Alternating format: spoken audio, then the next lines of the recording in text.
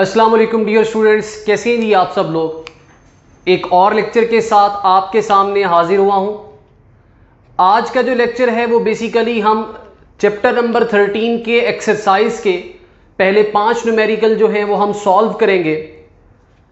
अब अगर बात करते हैं जी टाइम को ज़ाया किए बगैर, तो सबसे जो पहला न्यूमेरिकल है वो ये कहता है जी कि हमारे पास एक बल्ब है, उसमें से 300 एम्पियर का करंट जो है ये पास हो रहा है। तो अगर मैं मिली को खत्म करूंगा तो ये बन जाएगा 3 × 10⁻⁻1 एम्पियर। 2 सिफर से -2 कैंसिल हो गया तो बाकी -1 बच गया। तो वो ये कह रहा है कि एक बल्ब में से अगर 300 एम्पियर का करंट गुजरता है तो ये बताएं उस बल्ब में से 1 मिनट में कितने नंबर ऑफ इलेक्ट्रॉन्स पास होंगे। मतलब 300 एम्पियर का करंट है तो 1 मिनट में कितने नंबर ऑफ इलेक्ट्रॉन्स पास होंगे। तो टाइम उसने बता दिया 1 minute, that is equal to 60 second. And एक इलेक्ट्रॉन का चार्ज भी हमें वैसे भी पता है 1.6 × 10⁻⁻19 कूलम। तो हमने नंबर ऑफ इलेक्ट्रॉन बताने हैं। तो बिल्कुल सिंपल सा सोल्यूशन आ जाता है जी हमारे पास। एज हम जानते हैं जी कि Q जो होता है ये किसके बराबर होता है, Ne के बराबर। मतलब सिंपल सी बात है, एक इलेक्ट्रॉन पर चार्ज E, 2 पर 2E, 3 पर 3E, 4 पर 4E, 5 पर 5E। तो n नंबर ऑफ इलेक्ट्रॉन पर चार्ज कितना होगा, Ne के बराबर आ जाएगा। अब इसी तरह से ऑल्सो हमारे पास जो चीज आ जाएगी वो क्या आ जाएगी, Q इज इक्वल्स टू होता है IT। अब हमें चार तो सेम है तो पॉइंट ये आ जाता है, इसको कह देता हूं इक्वेशन नंबर 1, इसको कह देता हूं इक्वेशन नंबर 2। दोनों इक्वेशंस को कंपेयर कर लेते हैं। Comparing 1 and 2। तो जब दोनों इक्वेशंस को कंपेयर करेंगे तो ये बन जाएगा हमारे पास Ne is equals to I × T। अब हमें यहां से चाहिए बेसिकली n। तो जो n होगा वो किसके बराबर आ जाएगा, n is equals to IT divided by E। अब वैल्यूज को पुट कर दें तो जो I है ये हमारे पास कितना है, 3 × 10⁻⁻1 आ जाएगा। एंड T जो है वो टाइम जो है वो हमारे पास कितना आ जाता है, वो है जी हमारे पास 60 सेकेंड आ जाता है। एंड डिवाइडेड बाय E जो है वो है 1.6 × 10⁻⁻19। तो जब इसको सॉल्व करेंगे तो हमारे पास आंसर आ जाएगा 11.25 × 10⁻20। जब उसको स्टैंडर्ड साइंटिफिक नोटेशन फॉर्म में चेंज करेंगे तो बन जाएगा 1.125 × 10⁻20। तो 1 मिनट में 300 एम्पियर करंट की वजह से इतने इलेक्ट्रॉन वहां से पास होंगे। अब इसके बाद नेक्स्ट न्यूमेरिकल आ जाता है, वो ये कहता है जी कि आपके पास अगर एक तार में से 90 कूलम चार्ज पास करता है, कितने टाइम में, 1 घंटा 15 मिनट में, 1 आवर 15 मिनट्स। कि अगर 90 कूलम चार्ज जो है वो 1 आवर 15 मिनट में पास करता है, जो कि 1 आवर 15 मिनट 4500 सेकंड के बराबर आ जाएगा। 4500 सेकंड, 1 घंटे में 3600 second and 15 multiply by 60 plus 60 multiply by 15। तो टोटल हमारे पास आई थिंक ये 1900 बन जाएगा। तो टोटल कितना आ गया, 4500 सेकंड।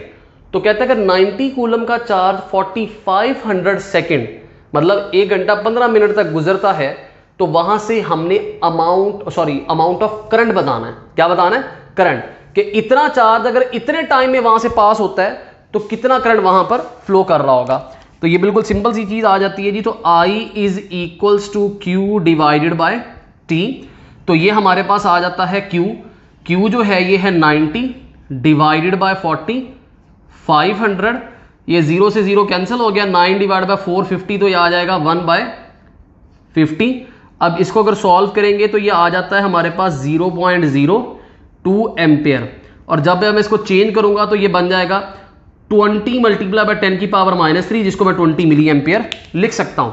तो ये भी हमारे पास बिल्कुल एक इंतहाई सिंपल सा न्यूमेरिकल आ गया जी। अब अगर इसी तरह से नेक्स्ट न्यूमेरिकल की बात करते हैं तो नेक्स्ट न्यूमेरिकल हमारे पास बेसिकली एक सर्किट आ जाता है अब ये सर्किट है क्या कि एक रेजिस्टेंस ये है R1 जिसका वैल्यू है 6 ओम, एक ये रेजिस्टेंस है R2 जिसका वैल्यू है 6 ओम, मतलब ये दोनों पैरेलल में हैं और दोनों का रेजिस्टेंस का वैल्यू सेम है। अब ये एक रेजिस्टेंस है R3, अब ये जो रेजिस्टेंस R3 है इसका जो वैल्यू है हमारे पास, सॉरी ये जो रेजिस्टेंस R3 है इसका वैल्यू है 3 ओम। अब वो कहता है ये जो दोनों पैरेलल हैं ये इस R3 के साथ सीरीज में है। बेटा पैरेलल का मतलब होता है करंट डिवाइड हो गया दो हिस्सों में। अब आगे जाकर करंट का रास्ता क्या हो गया, एक हो गया। तो इसका मतलब क्या हो गया कि R1 R2 आपस में पैरेलल हैं बट R3 के साथ सीरीज में है और ये एक बैटरी के साथ जुड़े हुए हैं जिसका वोल्टेज है 6 वोल्ट।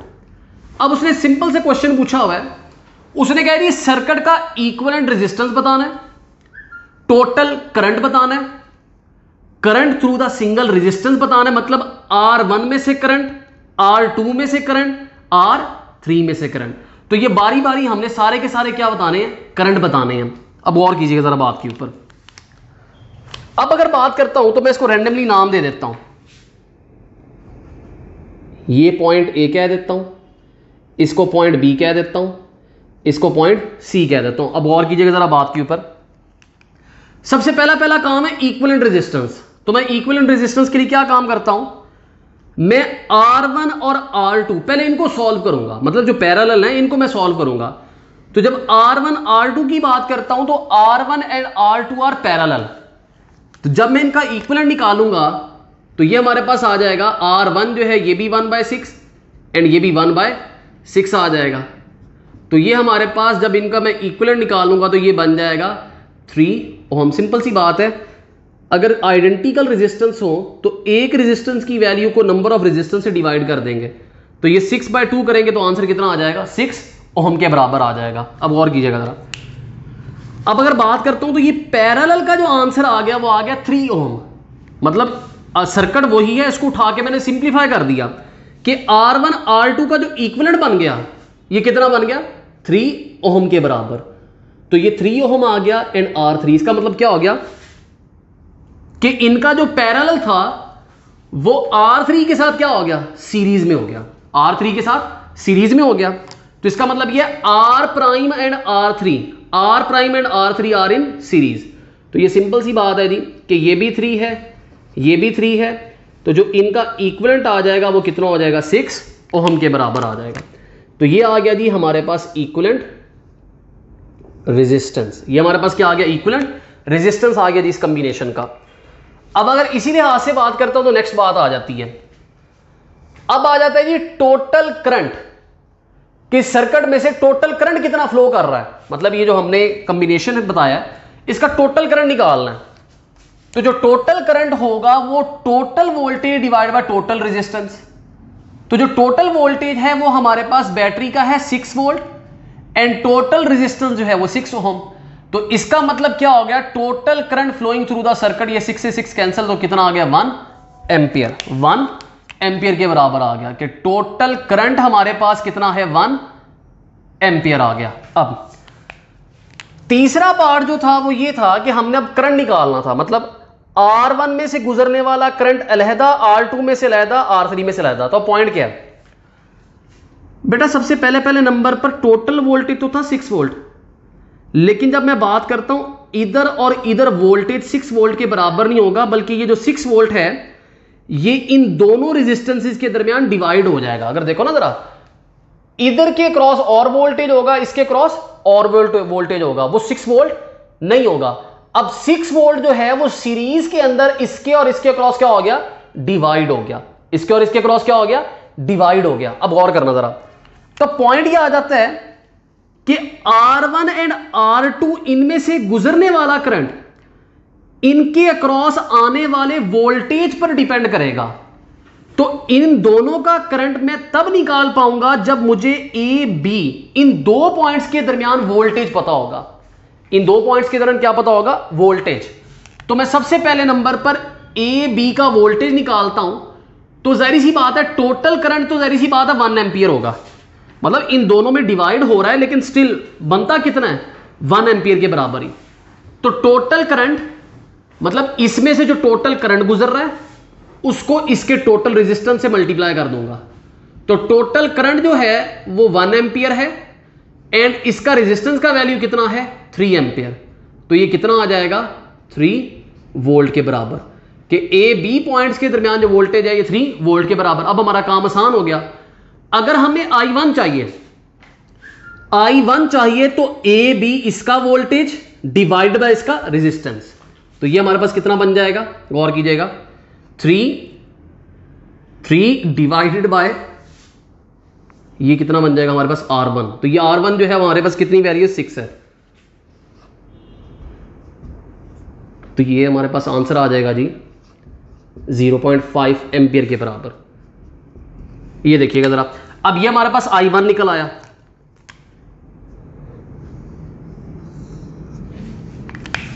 अब इसके बाद आगे देखते हैं I2 भी सिमिलर काम है, गौर करना।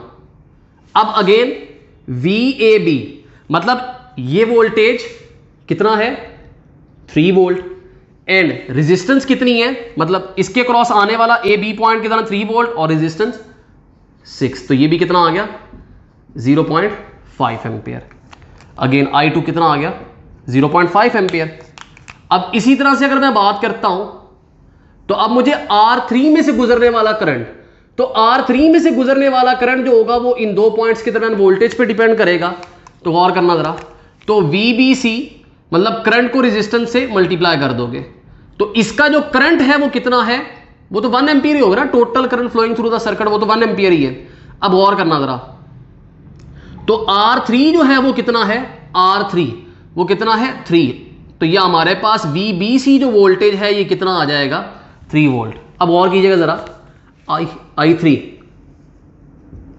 अब VBC जो है कितना है 3, R3 जो है ये हमारे पास 3 है, तो 3 से 3 कैंसिल, तो I3 is equals to 1 ampere. तो ये हमने बड़ी आसानी के साथ ये क्वेश्चन सॉल्व कर लिया। अब इसके बाद आगे देखते हैं। अच्छा बेटा, इसके बाद वो ये कहता है कि आपके पास एक रेक्टेंगुलर बार है आयरन की, उसका एक साइड का लेंथ उसने बता दिया है 0.40 सेंटीमीटर, जिसको लिख सकते हैं 0.4 मीटर। अब वो ये कह रहा है कि उसका जो क्रॉस सेक्शनल एरिया है वो है 2 सेंटीमीटर बाय 2 सेंटीमीटर, जो कि बन जाएगा 4 सेंटीमीटर का स्क्वायर, एंड ये बन जाएगा 4 इंटू 10⁻⁻⁴ मीटर का स्क्वायर आ जाएगा। अब वो कहता उस मतलब जो आयरन का रेजिस्टिविटी है वो उसने मेंशन कर दिया 11 into 10⁻⁸ ohm metre, 10⁻⁸ ohm metre. अब वो ये कहता है जी इस बार का रेजिस्टेंस बताना है आपने, इस बार का क्या बताना है रेजिस्टेंस। डायमेंशन बता दिया, एरिया बता दिया, लेंथ बता दिया, रेजिस्टिविटी बता दिया, तो ρL/A। तो अब यहां पर रो का जो वैल्यू है वो बराबर है 11 इंटू 10⁻⁸ अब हमारे पास लेंथ जो है वो आ जाता है 0.4 एंड डिवाइडेड बाय जो एरिया है वो है 4 इंटू 10⁻⁴ मीटर का स्क्वायर। तो जब वैल्यूज पुट करेंगे तो आंसर आ जाएगा 1.1 इंटू 10⁻⁴ ओहम आ जाएगा, 1.1 इंटू 10⁻⁴ ओहम के बराबर आंसर आ जाएगा। अब यह आ गया न्यूमेरिकल नंबर 4, फिर आ जाता है जी न्यूमेरिकल नंबर 5। अब वो ये कहता है जी कि आपके पास एक तार है, जब टेम्परेचर था 0 डिग्री सेल्सियस यानी कि 273 केल्विन, जब टेम्परेचर 0 डिग्री सेल्सियस था तो उसका रेजिस्टेंस जो था उस 0 डिग्री सेल्सियस टेम्परेचर के ऊपर वो था 1 इंटू 10⁻⁴ ओहम। फिर वो ये कहता है कि हम टेम्परेचर बढ़ाकर कर देते हैं 500 डिग्री सेल्सियस। 500 डिग्री सेल्सियस को केल्विन में कन्वर्ट करूंगा तो 773 बन जाएगा, 273 ऐड कर दूंगा। तो अब 0 डिग्री सेल्सियस से यहां तक केल्विन में कितना डिफरेंस आया टेम्परेचर का, T2 minus T1, 773 minus 273, 500 kelvin, कि हमने कितना टेम्परेचर इंक्रीज किया है 500 केल्विन। अब वो कहते हैं जी जो उस मटेरियल का टेम्परेचर कोएफिशिएंट ऑफ रेजिस्टेंस है वो है जी 5.2 इंटू 10⁻³ पर केल्विन। अब दोबारा से एक दफा डाटा रिपीट कर देता हूं कि 0 डिग्री सेल्सियस पर इतनी स्टेटमेंट, इतनी रेजिस्टेंस थी, तो जब टेम्परेचर 500 डिग्री सेल्सियस होगा तो इस टेम्परेचर के ऊपर हमने रेजिस्टेंस निकालनी है, इस टेम्परेचर के ऊपर हमने रेजिस्टेंस निकालनी है। तो सिंपल सी बात आ जाती है, alpha is equal to R T minus R not over R not delta T. अब आर नॉट डेल्टा टी को इधर ला के मल्टीप्लाई कर दूंगा, आर नॉट माइनस से इधर आके प्लस हो जाएगा, आर नॉट दोनों में कॉमन निकल आएगा, तो R not is equal to into 1 plus alpha delta T. अब आर नॉट की जगह पर उसका वैल्यू पुट किया जो कि है 1 into 10 raise to the power 4, फिर आ जाएगा जी 1 प्लस अल्फा जो है वो हमारे पास है जी 5.2 into 10 raise to the power -3, फिर आ जाता है डेल्टा टी, ये जो है ये है जी 500 डिवाइडेड बाय, सॉरी डिवाइड कुछ नहीं होगा, तो जब इसको सिंप्लीफाई करेंगे तो हमारे पास आंसर जो आएगा वो आ जाएगा जी 3.6 into 10 raise to the power 4 ohm के बराबर। तो ये हो गया जी हमारे पास आज का सिंपल सा लेक्चर। किसी भी किस्म का कोई क्वेश्चन हो तो आप पूछ सकते हैं जी। थैंक यू जी, अस्सलाम वालेकुम।